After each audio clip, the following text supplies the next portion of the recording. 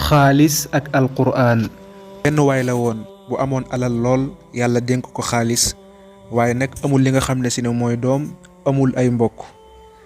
benn bis mu dajale ñi nga xam ne si ne ay liggéeykat leen ci këram daal di leen di invité li nga xam ne si ne mooy reer.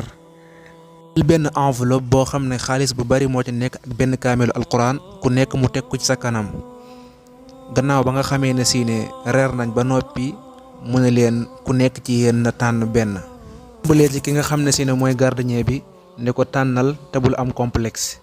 gardien bi daal di jël enveloppe bi ne ko alquran ji laa bëggoon a tànn waaye nag mënumaa jàng kon nag damay jël enveloppe bi ndax moo ma ëppal njariñ. boo borom tool bi daal di koy tànniloo borom tool bi daal ne ko sama soxna dafa feebar ba tax awma lu ma ko faje kon nag enveloppe bi laay jël bu du woon ak loolu ma jël alquran ji. mu jël enveloppe bi. ñëw ci ki nga xam ne si ne ab toogukat la mu ne ko tànnal mu ne ko man de bëgg naa jàng lool waaye sama liggéey dafa bari ba nga xam ne awma temps toog di jàng kon nag damay jël li nga xam ne si ne mooy enveloppe bi. ki daal di woo waa ji nga xam ne moo ci des nekk waa yu xam ne ku ñàkk la góor gi ne ko man de xam naa ne ku ñàkk la ba tax na da ngay tànn xaalis bi ngir nga mën dee jënd loo lekk ak lu nga xam ne si ne moom nga ciy sol. waa ji ne ko wax nga dëgg de ndax jafe na ci man lool ma am lu ma lekk ndax faqiir laa ku ñàkk laa waaye nag damay tànn li nga xam ne si ne mooy alquranul karim. waa ji daal di jël alquranul karim ji.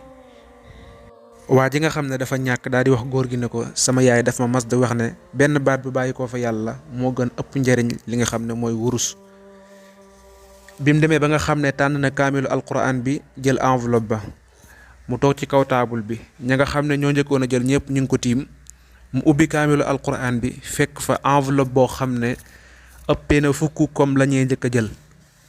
mu ubbiwaat beneen enveloppe bi góor ga bind fa ci leetar ba ne ko bis ni ki tey mboolem sama alal tey yaa ko moom. góor ga na leen gis ngeen képp ku jël sa njortu rafetal ko ci yàlla yàlla dana la wutalal lu gën.